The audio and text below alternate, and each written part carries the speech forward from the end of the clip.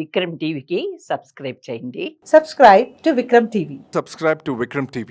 Subscribe to Vikram TV. Subscribe to Vikram TV. Please like, share and subscribe to Vikram TV.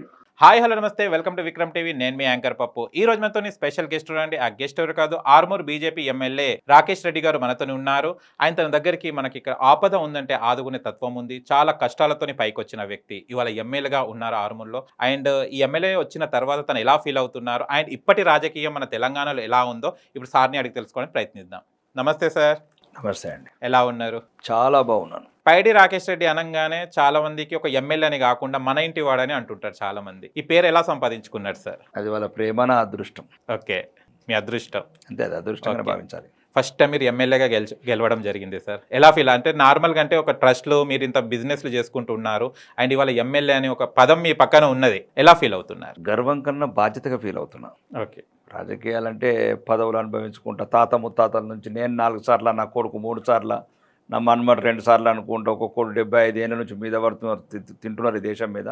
పేదోడు పేదోళ్ళలాగానే ఉన్నాడు, గుడిసెలు ఉన్నాడు గుడిసెలలో ఉన్నాడు, అన్నంకు లేనోడు ఏడుస్తూనే ఉన్నాడు, ఆరోగ్యం లేక హాస్పిటల్లో కొద్ది ఇప్పటికి బెడ్లు దొరుకుతలేవు. ఇవన్నీ అంటే స్పందించవలసిన సామాజిక సమస్యల మీద సరైన రీతిలో ఈ రాజకీయ నాయకులు, రాజకీయ నాయకత్వం, అధికార పార్టీ వాళ్ళు ఎవరైనా సరే నా దృష్టి ఒక రకమైన అవగాహన వచ్చింది. కొద్దిగా మనం వెళ్ళి రాజకీయాలు ఎంతో కొంత అణగారిన వర్గాలకు, సామాన్యులకు, పేదవాళ్ళకు ఉపయోగపడుతున్న భావనలో ప్రజలు ఒక 3 నెలల లోపలనే నన్ను నమ్మి, నా గొంతును నమ్మి, అప్పుడున్న ఒక దుర్మార్గమైన వాతావరణంలో, రౌడీలు రాజ్యం వెళ్తున్న రాష్ట్రంలో రౌడీజాన్ని తొడగొట్టి ఎదుర్కొన్నాను కాబట్టే మా బిడ్డాన్ని ఆస్వాదించిన ఆర్మూర్ నియోజకవర్గం ప్రజలకు చెందుతుంది నా విజయం. ఒకటి సహజంగా నిరంతరం పోరాటం. మీరు ఒకప్పుడు సహాయం చేసేవారు, ట్రస్టులు ఉన్నాయి అంటే అప్పుడు పదవి లేదు, ఇప్పుడు పదవి ఉంది అంటే మనం సహాయం చేయడానికి, మంచి చేయడానికి పదవి కావాలని ఎప్పుడైనా అనుకున్నారా సార్ మీరు? ఇప్పుడైతే కంపల్సరీ అవసరం. ఓకే, అంటే అలా అంటే ఉదాహరణకి ఏంటంటే, మరి మాలాంటి సామాన్యులు డబ్బు సంపాదించిన ప్రాబ్లమే, సహాయం చేసిన రకరకాల విమర్శలు, అధికారంలో ఉంటే కొద్దిగా అధిగమించవచ్చు ఈ బ్యూరోక్రసీ, ఈ అవినీతి నాయకత్వాన్ని, అవినీతి చెందిన అధికారులని కొద్దిగా తట్టుకోవచ్చు, ఒక ప్రోటోకాల్ జోన్లో ఉంటాం కాబట్టి. మీరు ఎమ్మెల్యే అయిన తర్వాత విమర్శలు ఏమని వస్తున్నాయి సార్? ఏమన్నరాని నా జీవితమే ఒక నిరంతరం ఒక పోరాటాలమయము, అడుగడుగున అవమానాలు ఎన్నో ఎదుర్కొని స్థాయికి వచ్చినవన్నీ కూర్చున్నాయి. ఆర్మూర్లో మంచి పేరు సంపాదించుకుని బీజేపీ లీడర్ అంటే మాకు రాకేష్ రెడ్డి గారు అని పేరు తెచ్చుకోవడం జరిగింది కదా సార్. తెలంగాణ వచ్చిన తర్వాత ఎలాంటి పరిణామాలు ఎదుర్కొన్నారు, ఏమనిపించింది సార్ మీరు అబ్జర్వేషన్ చేస్తుంటే? అంటే ఉద్యమం చేసింది ఒక ఎత్తు అయితే ఇప్పుడు ప్రజలు కొంతమంది నిరాశ పడ్డారు, దానికి ఎందుకు సార్? అంటే అప్పుడు చెప్పిన మాటలు ఇప్పుడు ఎందుకు లేవు? అంటే ఒక స్వార్థపూర్వకంగా ఆ ఉద్యమాల్లో చీమలు పెట్టిన పుట్టలో పాములు వచ్చినాయి కేసీఆర్ లాంటి వాళ్ళు. అది ఒక నిరంతరము ఒక ఆవేదనతోని, ఒక స్వయం ప్రతిపత్తి గురించి, అన్యాయం అయిపోతున్న తన ప్రాంతం అంటే అది పెద్ద రాష్ట్రం విడిపోవటం కాదు, ఉన్న రాష్ట్రాన్ని అడగటం.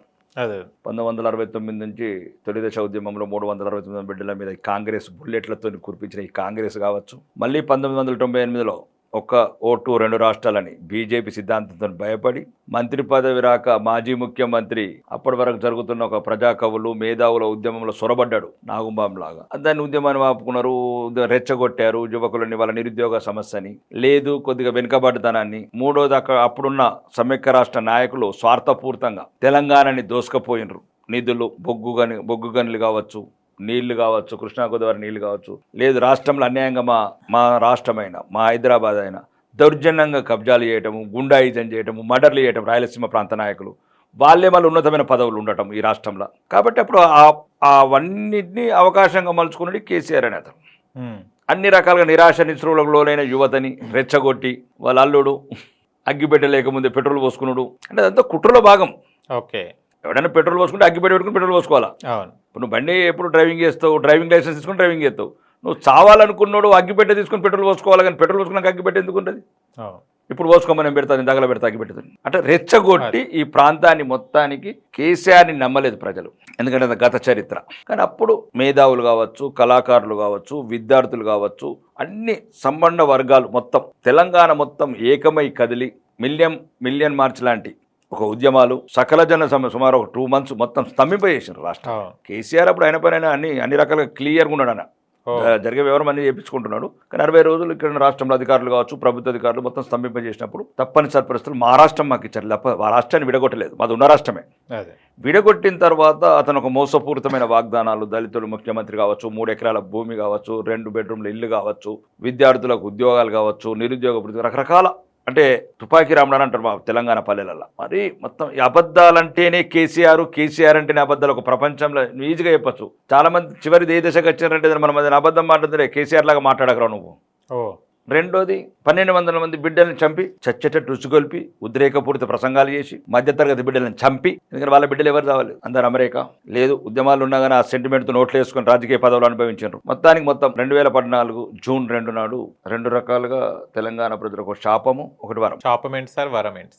కేసీఆర్ కుటుంబం గద్దెనెక్కడం అది పెద్ద శాపం, వరం చిరకాల కోరిక నెరవేరటం. ఆ శాపం వెంటాడుతున్నది ఇప్పటికి రాష్ట్రాన్ని.